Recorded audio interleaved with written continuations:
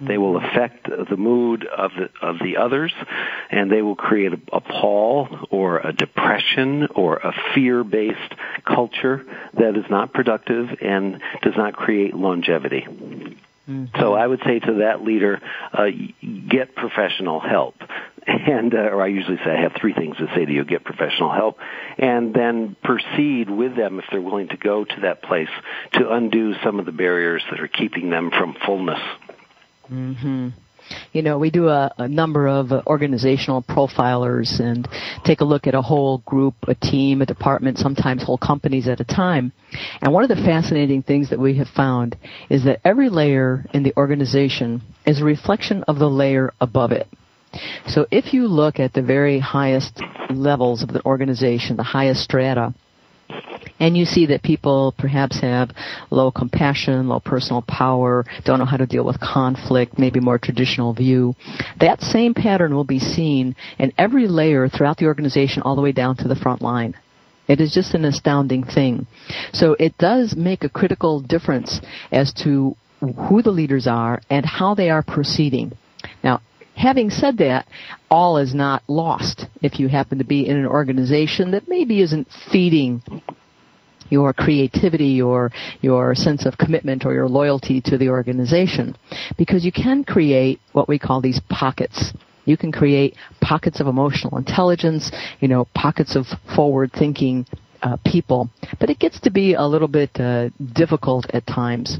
So we encourage our leaders, along the same lines that Jeff has just mentioned, to go ahead and to either formally, and I prefer informal, even though, of course, I'd love you to use EQ Map to measure your team or your group. Get good at being able to sense what's going on in the group, because we have that innate and natural talent to do so. So now, when we come back from our break, I want to ask Jeff a couple of questions about what can we do as leaders, what can we do as supervisors and managers, so that we can start to get good at both assessing mood as well as to creating mood. So hang in there with us. We'll be right back. We are talking about measuring mood. My guest today is Jeff Patnaude, author, speaker, and founder of the Patnaude Group, and he is sharing his experiences in Fortune 500 companies and the role that the behavior of the manager plays in creating and maintaining climate and tones in the workplace that foster exceptional performance. So right now, I'm going to open up our segment called What's Your Problem?, where you can share with us your story or your question or comment about what you think about today's subject. So give us a call at 866-472-5790 or write to me at eqexpert@gmail.com with your story, comment, or question. By the way, if you're listening to this as a podcast, which means it's no longer live, you can still leave a question for Jeff or myself by writing eqexpert@gmail.com, and I'll answer it next time on air. Now, let's pick it up kind of where we left off. I'd like to talk about what we can do as managers to help measure mood. So are there some common factors to observe that can help new managers kind of wrap their heads around this goal of getting better at measuring mood? So to teach people how to be more sensitive, they have to begin the process of EQ development on their own, how they feel, asking themselves consistently, how does this make me feel? How am I feeling? And to try to make it more objective along the way and not subjective, so that they're not always interpreting everything as being a mood shifter. So I think you have to be really intelligent about that aspect of trying to determine whether or not something is really true or not. So becoming aware, I wouldn't say sensitive, but I guess that's true as well, sensitive, but aware of how you are feeling, noticing that of others, and listen for laughter. I mean, that's a real key. How much laughter is going on in the workplace, and playfulness?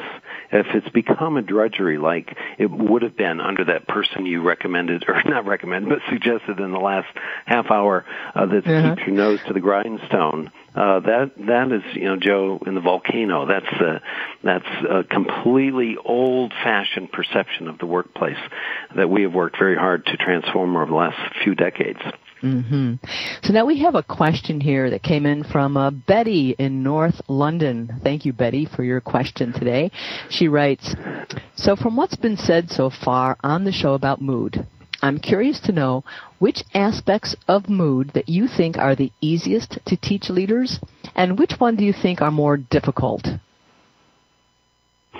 I would say that teaching leaders how to communicate is probably the easiest, and giving and receiving of feedback would be one of those ways in which leaders can establish a mood of trust and openness. And we always have defined good communication as open, honest, direct, and skillful. Mm-hmm. All four components are required.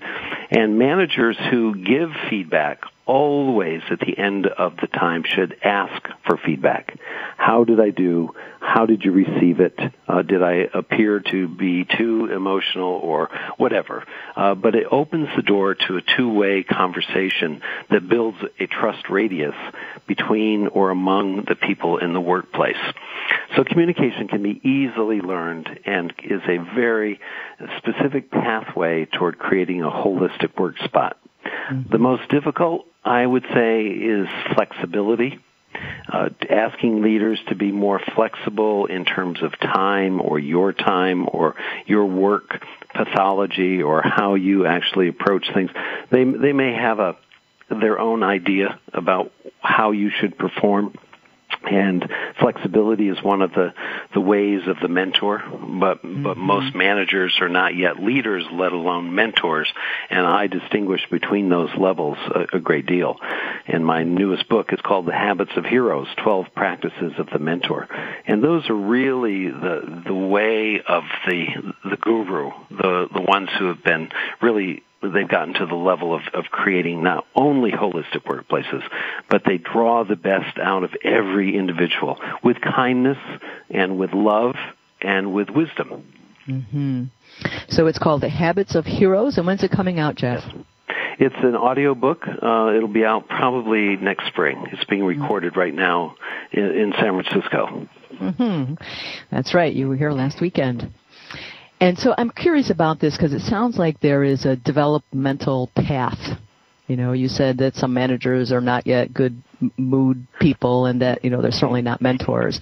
So as leaders work on themselves and grow developmentally themselves and they're kind of moving along this path towards mentorship, is that the path you're talking about? Well, let me clarify. Managers can have fantastic moods. It's just different roles. Managers manage things. Leaders lead people. And mentors are called upon by the mentee and only called into service when chosen. They're not assigned, and we are working hard to change that old paradigm of being assigned a mentor. You only become a mentor like our grandfather was or our parents were because you earned that trust. You earned that esteem and that position, and so therefore we turn to that person and call them mentor.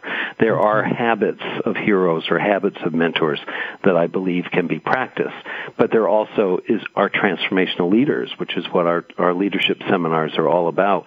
And there are humanagers, which is what our humanagement seminar is about, developing the manager to be fully human, which means emotional intelligence on all levels. On all levels, yeah. For Betty's second part of that question, in terms of what do we consider to be a little more difficult to teach leaders, I so want to punctuate that mood of trust that you spoke to in the trust radius. And I think I would also add to that, Betty, is the dealing with conflict. It's one of those sophisticated, complex skills that leaders really need to learn and then to practice and master. Because as different human beings, and each of us is different, as we come together to get work done, there is going to be conflict in approach, in perspective, and attitude, and how people will see the outcomes. And so really being able to be the leader who can maintain their own sense of calm or stay present even in the midst of chaos or conflict. That's a very sophisticated and greatly important skill, I think, when really setting the example for how we do things around here. We don't fly off the handle and scream and yell at each other or worse, okay? And we certainly don't swear at each other. This is not our living room. This is a place of employment. And I hope you don't do it in your living room either, but you know what I mean. So, I think that really looking at, kind of a progression for skills around mood. Start where you are right now, because each of us has an innate ability, and then work your way up to the more sophisticated skills, which we'll talk a little bit more about. So, Betty, thank you for that question from North London. I appreciate you listening in. Now, we're going to run out of time, of course, Jeff, but let's give my listeners a few starter points.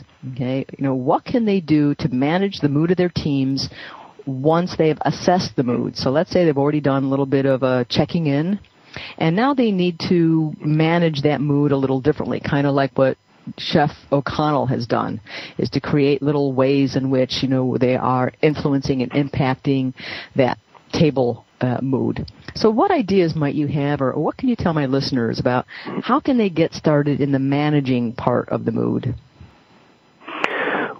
Well, I certainly would recommend the manager taking them to the Inn at Little Washington. If they have a very large budget, they could afford to take them to dinner. Yeah, I heard it was pricey. And since I only live 18 miles from the inn, I know it well, and certainly its story, which is a wonderful story. But how do you manage the mood once you have established it? It has to be ongoing. Like in feedback sessions or performance evaluations, frequency is very important. Meetings that are held that stick to an agenda, and especially the time, but more importantly, start with the question, how are you?